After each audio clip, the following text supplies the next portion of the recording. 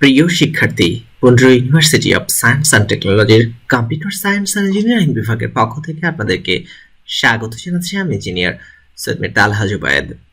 গত লেকচারে আমরা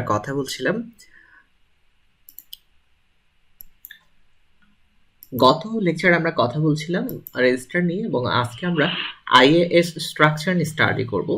এখানে আইএএস কম্পিউটারের একটি স্ট্রাকচার দেখানো হয়েছে। আইএএস মেশিন হচ্ছে ইনস্টিটিউট ফর অ্যাডভান্সড স্টাডি, যেটা মূলত নিউ জার্সির প্রিন্সটন ইউনিভার্সিটিতে।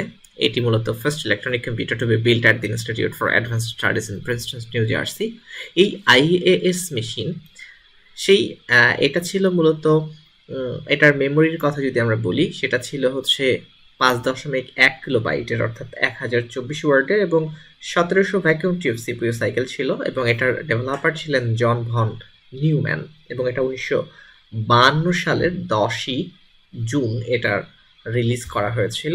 যাই হোক, এই যে ভন নিউম্যানের আর্কিটেকচার, সেটি আমরা মূলত স্ক্রিনে দেখতে পাচ্ছি, যে জন ভন নিউম্যানের যে ডিজাইন করা বা ডেভেলপ করা যে কম্পিউটার, সেটি মূলত তো এই কম্পিউটারটা তৈরি করা হয়েছিল 1946 থেকে 1951 সালের মধ্যবর্তী সময়ে, অর্থাৎ এই সময়গুলোতে প্রায় 5 বছর 6 বছর ধরে এটি তৈরি করা হয়, এবং 1952 সালের জুনের 10 তারিখে এটি রিলিজ করা হয়। তো জন ভন নিউম্যানের তৈরি করা আইএএস স্ট্রাকচারের কম্পিউটার, সেটির স্ট্রাকচার এখানে আমরা চিত্রে দেখতে পাচ্ছি। এখন পুরো চিত্রটি আমাদের স্ক্রিনে আসবে না, সেক্ষেত্রে আমরা এটিকে কিছুটা মিনিমাইজ করে নিয়ে স্ক্রিনে শো করছি, যে এই যে জন ভন নিউম্যানের যে স্ট্রাকচার, সেটি যদি আমরা এখানে দেখি, এখন আমরা মোটামুটিভাবে দেখতে পাচ্ছি।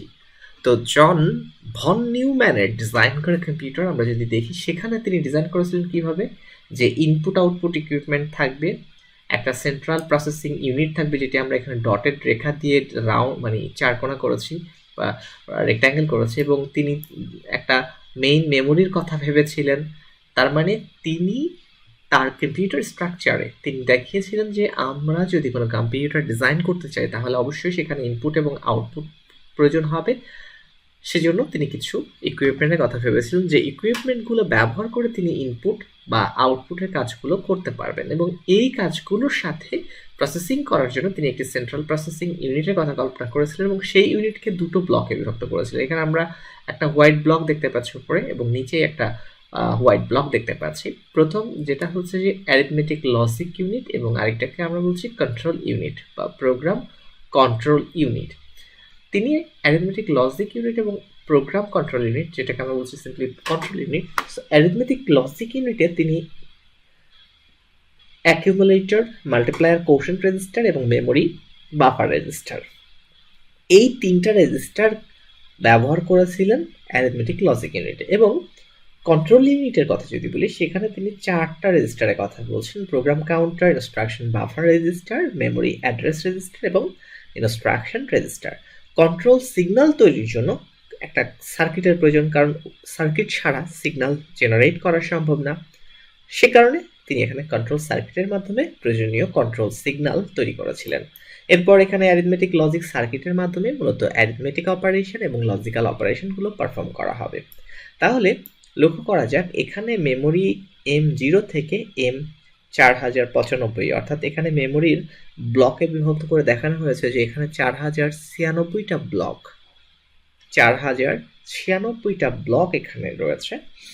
তো এই জন ভন নিউম্যান আর্কিটেকচারে মেমোরি ব্লকগুলোকে ভাগ করে দেখানো হচ্ছে মেমোরি থেকে, মেমোরি বাফার রেজিস্টার থেকে মূলত ইনস্ট্রাকশনস এবং ডেটা আসবে, বা মেমোরি থেকে ইনস্ট্রাকশনস এবং ডেটা মেমোরি বাফার রেজিস্টারে যাবে। অর্থাৎ মেমোরি বাফার রেজিস্টারের সাথে মেমোরির ডাটা অপারেশনটা হবে উভয়মুখী বা দ্বিমুখী।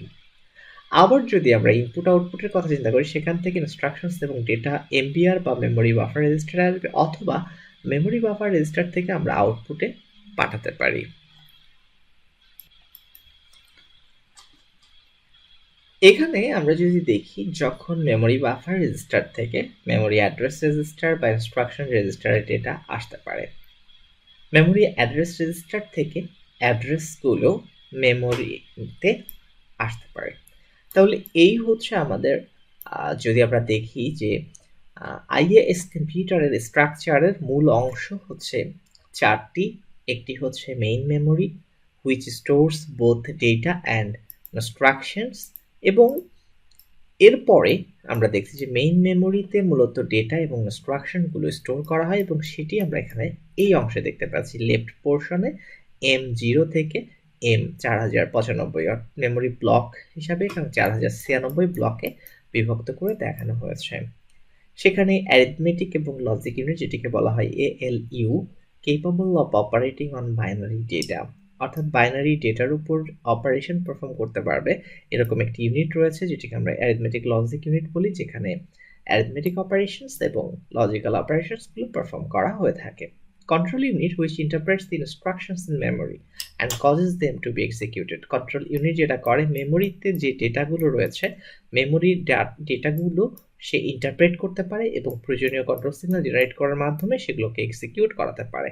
সো আমরা যদি বলি ইনস্ট্রাকশন এক্সিকিউশনের কাজটা করে থাকে কন্ট্রোল ইউনিট, আমরা যদি বলি মেমোরিতে যে ইনস্ট্রাকশনস রয়েছে সেগুলোকে ইন্টারপ্রেট করা, মানে সেই ইনস্ট্রাকশনসগুলোতে আসলে কি বলা হয়েছে, মানে ইনস্ট্রাকশনসগুলো বোঝা বা তার মর্মার্থ উদ্ধার করা, সেই কাজটি করে থাকে কন্ট্রোল ইউনিট। এরপর রয়েছে ইনপুট আউটপুট ইকুইপমেন্ট। এই ইনপুট আউটপুট ইকুইপমেন্টগুলো কিন্তু কন্ট্রোল ইউনিটই অপারেট করে, কিন্তু operated by the control unit, কিন্তু সেই ইকুইপমেন্টগুলো ব্যবহৃত হয় বিভিন্ন ধরনের ইনপুট অপারেশন পারফর্ম করার জন্য অথবা আউটপুট অপারেশন পারফর্ম করার জন্য। আইএএস এর যে, অর্থাৎ আইএএস এর পূর্ণ রূপ হচ্ছে ইনস্টিটিউট ফর অ্যাডভান্সড স্টাডি। এটা মূলত প্রিন্সটন, যেটা নিউ জার্সির প্রিন্সটন বিশ্ববিদ্যালয়ে, সেটির নামানুসারে আইএএস নাম দেওয়া হয়েছে।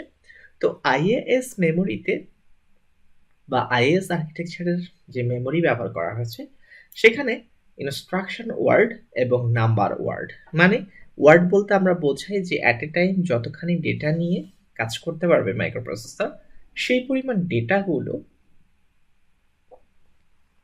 আমরা বলতেছি একটা ওয়ার্ড। আইএএস এর মেমোরিতে নাম্বার রাখার জন্য যে 40 বিটের ওয়ার্ড ব্যবহার করা হচ্ছে, বা আমরা যদি বলি আইএএস কম্পিউটারের ওয়ার্ড সাইজ হচ্ছে 40, সেখানে ইনস্ট্রাকশন ওয়ার্ড, সেই ইনস্ট্রাকশন ওয়ার্ডে মূলত রাখা হয়েছে, যেহেতু আমরা জানি যে অপকোড হয় 8 বিটের এবং অ্যাড্রেস হচ্ছে 12 বিটের, অতএব সেখানে 20 বিটের বেশি লাগছে না। তাহলে 40 বিটের ওয়ার্ডকে আমরা যদি রাখতে চাই, তাহলে আমরা দুটো ইনস্ট্রাকশন সেখানে রাখতে পারি। সেজন্য ডান পাশেরটিকে বলা হচ্ছে রাইট ইনস্ট্রাকশন, বাম পাশেরটিকে বলা হচ্ছে লেফট ইনস্ট্রাকশনস। কিন্তু আমরা যদি সেখানে নাম্বার রাখি, সংখ্যা রাখি, সেখানে আসলে একটা মাত্র বিট লাগে সাইনের জন্য, অর্থাৎ সেটি একটি ধনাত্মক সংখ্যা নাকি ঋণাত্মক সংখ্যা সেটি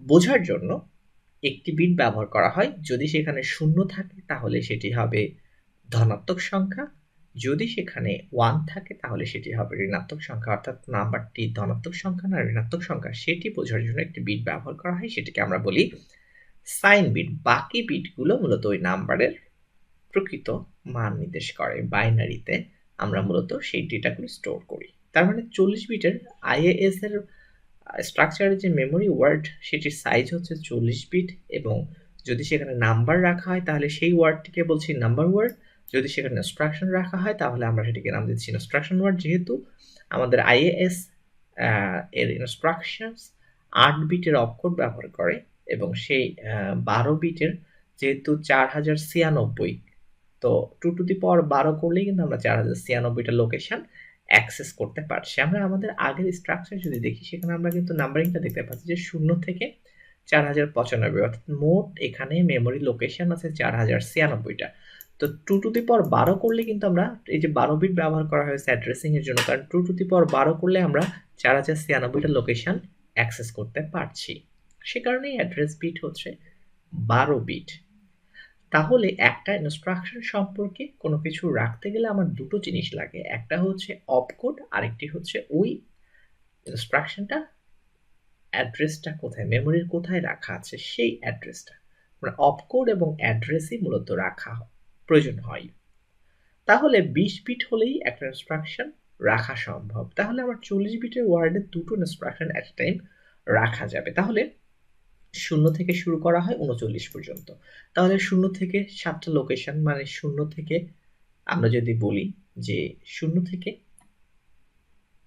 7 পর্যন্ত, মানে এইটা হচ্ছে মূলত, এই জায়গাটা হচ্ছে 7, মানে এক্স্যাক্টলি যেটা সেটা হলো যে এখানে যেভাবে দেখানো হয়েছে আলটিমেটলি সেটিকে আরো নিখুঁতভাবে যদি লিখি তাহলে এটা যদি 0 থেকে শুরু হয়, এটা যদি 39, তাহলে এই মাঝখানের লোকেশন এটা হলো মূলত 0 থেকে 19 পর্যন্ত।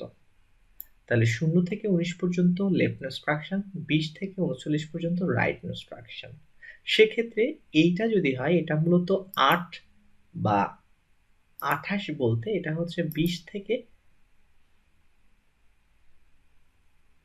মোট 8টা বিট, যেহেতু মনে রাখতে হবে 0 থেকে 7 পর্যন্ত এই যে দাগ, এটা হচ্ছে অপকোড হলো 0 থেকে 7 শেষ হয়েছে, অর্থাৎ অ্যাড্রেস শুরু হবে 8 থেকে, শেষ হবে 19তম বিটে গিয়ে। এরপর যেটা রাইট ইনস্ট্রাকশন, তার যে অপকোড সেটা শুরু হবে 20-এ, শেষ হবে 27-এ, এবং অ্যাড্রেসটা শুরু হবে 28 থেকে, শেষ হবে 39-এ।